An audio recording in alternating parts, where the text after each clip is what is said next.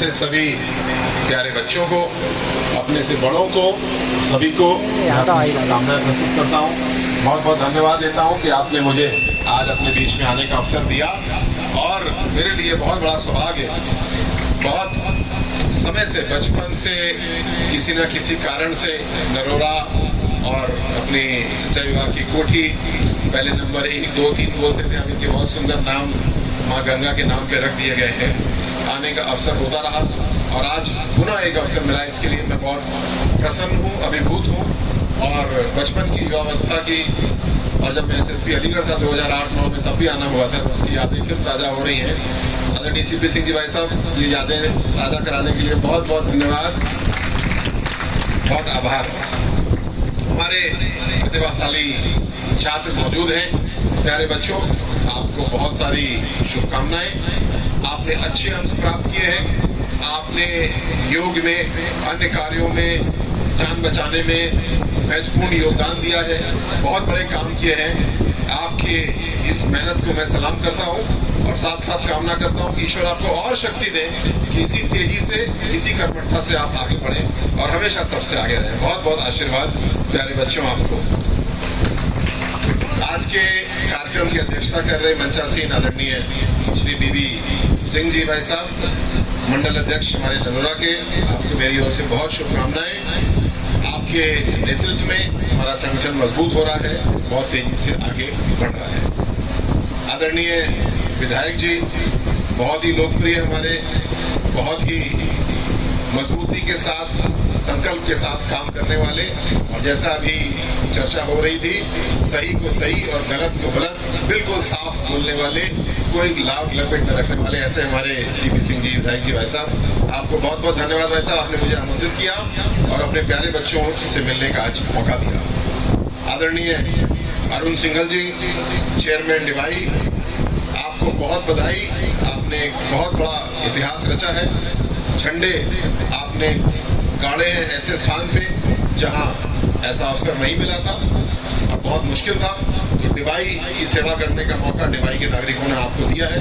इसके लिए मैं बधाई देता हूं और किस तरीके से मेरा कोई योगदान हो सकता है आप जरूर बताएं, हमेशा बताएं, जिससे कि हम लोग तेजी से आगे बढ़ पाएंगे।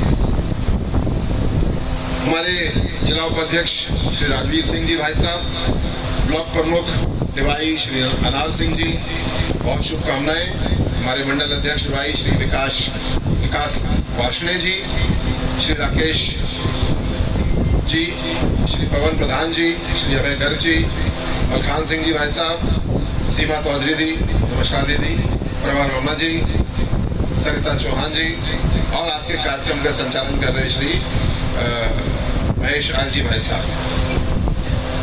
आज बहुत ही सुंदर अवसर है, बहुत ही सुंदर समय भी है, संध्या की बेला है और हम लोग इस पुनीत कार्य के लिए एकत्रित हैं कि अपने प्यारों बच्चों का मनोबल हम लोग बढ़ाएं। बच्चों, ये बात आप हमेशा सुनते हैं कि शिक्षा का बहुत महत्व है। आपने समझा है, इसीलिए आज यहाँ बैठे भी हैं। जिन्होंने कम समझा, उनके भी थोड़े से कम नंबर होंगे, वो आज यहाँ पे इस सम्मान समारोह में शामिल नहीं है। परिश्रम करना भी बहुत जरूरी है, लेकिन जैसा प्रतियोगिता का माहौल चल रहा है, सफल होना भी बहुत जरूरी है। आप अपने प्रधानमंत्री जी को, आदरणीय मोदी जी को सुनते हैं, उन्होंने दो बहुत अच्छी बातें कही। एक, जब आजादी के 75 वर्ष हमारे पूरे हुए तो आजादी का अमृत महोत्सव बनाने का मौका हम लोग को दिया, गौरव का मौका दिया और साथ साथ संकल्प लेने का मौका दिया कि अगले 25 साल, यानी जब हम 100 साल के हो जाएंगे राष्ट्र के रूप में, तो इस 25 साल को अमृत काल का एक पुण्य नाम उन्होंने दिया।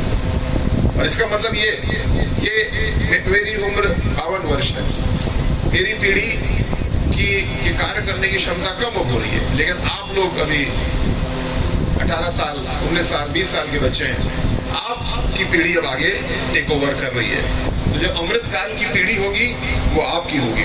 आप आज 20 हैं और आज से 25 साल बाद मेरी उम्र पे पहुंचेंगे, तो जो आपके जीवन का सबसे प्रोडक्टिव टाइम है वो अमृत काल में होने वाला है।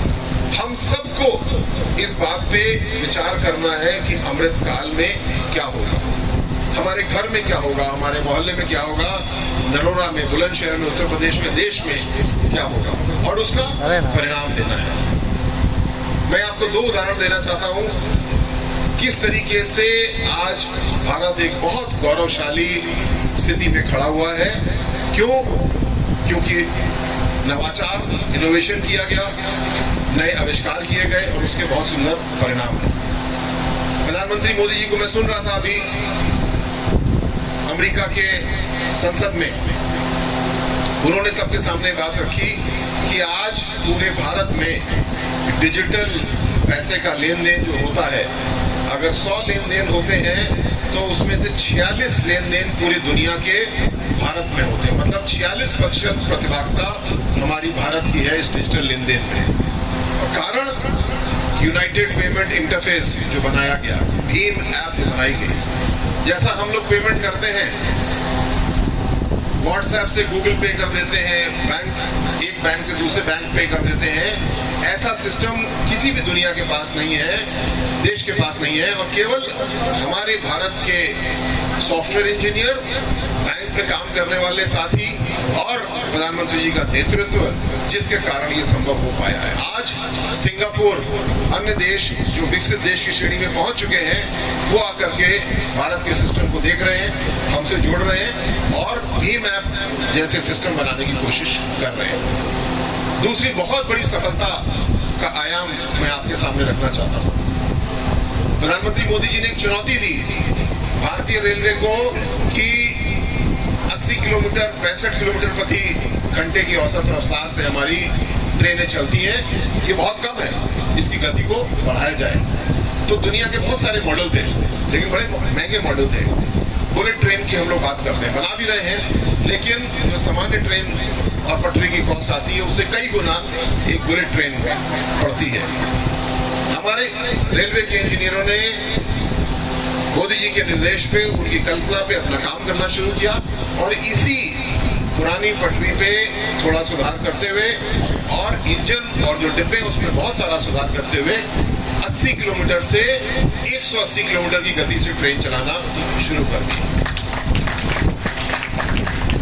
वंदे भारत ट्रेन, इस वंदे भारत को देखने के लिए पूरी दुनिया से लोग आ रहे हैं, क्योंकि हर देश के पास में ट्रैक पुराने, हर एक के पास इतनी क्षमता नहीं है कि वो उसको 10 गुना 20 गुना दाम पे अपग्रेड करे और ट्रेन को तेज चलाए। यहाँ पे 80 से 180 की गति पे हम पहुंच जा रहे हैं, थोड़ा सा निवेश करते हुए। ये 2 उदाहरण मैं आपके सामने इसलिए रख रहा हूँ कि जब हमारे विशेषज्ञता का विकास होता है, हम लग करके काम करते हैं, नवाचार को बढ़ावा देते हैं और उसको राजनीतिक नेतृत्व मिलता है मोदी जी जैसा, तो हम इन 2 मामलों में आज विश्व गुरु बन चुके हैं। आने वाले समय में हमको और क्षेत्रों में विश्व गुरु बनना है। इसलिए नहीं कि किसी को सिखाना है, इसलिए कि खुद हमें सीखना है और अपने लिए ऐसी चीज बना के तैयार करना है जो दुनिया में सबसे आगे हो। सोशल मीडिया की बात करते हैं हम लोग, फेसबुक, ट्विटर, इंस्टाग्राम सब इस्तेमाल करते हैं। इस सॉफ्टवेयर में ऐसी कौन सी बात है कि जो अगला सबसे लोकप्रिय प्लेटफॉर्म या सॉफ्टवेयर आएगा वो भारत का नहीं होगा? जो हमारे बच्चे यहाँ बैठे हैं, आपके द्वारा क्यों नहीं होगा? मार्क जकरबर्ग ने अपनी यूनिवर्सिटी में पढ़ाई करते हुए फेसबुक का आविष्कार किया। बिल गेट्स ने अपनी यूनिवर्सिटी में पढ़ाई छोड़ते हुए पूरे माइक्रोसॉफ्ट की नींव रखी थी। तो मैं चाहूंगा पढ़ाई जरूर पूरी करिएगा, अच्छे से करिएगा, लेकिन क्यों नहीं ऐसा हो सकता कि आपके द्वारा अगली दुनिया की सबसे बड़ी कंपनी की नींव रखी जाए? बिल्कुल हो सकता है और मुझे पूरा विश्वास है होगा भी। अगली जो बड़ी कंपनियां इस प्रकार की आएंगी वो हमारे भारत से आएंगी, क्योंकि जो इनोवेशन, नवाचार के अंग होते हैं वो सारे हमारे देश में संस्था के रूप में आ चुके हैं। सबसे बड़ी बात, हमारे युवा बहुत कल्पनाशील हैं। दुनिया के सबसे परिश्रमी युवा हमारे पास है और आने वाला समय युवाओं का होगा। अमृतकाल की जो जनरेशन है, पीढ़ी है, वो हमारे साथ बैठी है। आपको सम्मान करते हुए हमें बहुत सम्मान होता है। आपके सम्मान से, आपके मनोबल बढ़ने से हमारा काम आसान होता है। जो आदरणीय विधायक जी और हम मेहनत कर रहे हैं, हमारा काम खत्म हो जाएगा, हमारे बच्चे टेक ओवर कर लेंगे, हम लोग खुशी से तीर्थ यात्रा करेंगे और हमारे बच्चे सिस्टम को मजबूत करेंगे, उद्योग को मजबूत करेंगे, राजनीति को नया रूप देंगे। ऐसी मैं कामना करता हूँ। प्यारे बच्चों, आपको बहुत सारा आशीर्वाद, अभी आपको प्रमाण पत्र आदि मिलेंगे, उसके लिए भी बहुत सारी शुभकामनाएं। माननीय विधायक जी, सीपी सिंह जी भाई साहब, आपका मैं हृदय से आभार व्यक्त करता हूं कि आपने बहुत ही अल्प समय पे मुझको आमंत्रित किया, न सिर्फ आमंत्रित किया किंतु इस सुंदर रमणीक ऐतिहासिक स्थल पर कार्यक्रम आयोजित किया और आज के इस अवसर पे मुझे आदरणीय बाबूजी की समाधि पर फूल चढ़ाने का अवसर दिया। मुझे आशा है कि जल्दी एक बहुत ही सुंदर समाधि का रूप तैयार होगा और उसके प्राण प्रतिष्ठा पे, उसकी शुरुआत पे मुझको भी आने का अवसर मिलेगा, मैं जरूर आऊँगा। और इस सुंदर स्थान पे बहुत बार पूर्व में आना हुआ, भविष्य में भी आना होगा, ऐसी मैं कामना करता हूँ। और समस्त मंचासीन गणमान्य व्यक्तियों का, बहनों का धन्यवाद ज्ञापित करते हुए अपनी बात को समाप्त करता हूँ। बहुत बहुत धन्यवाद। जय हिंद।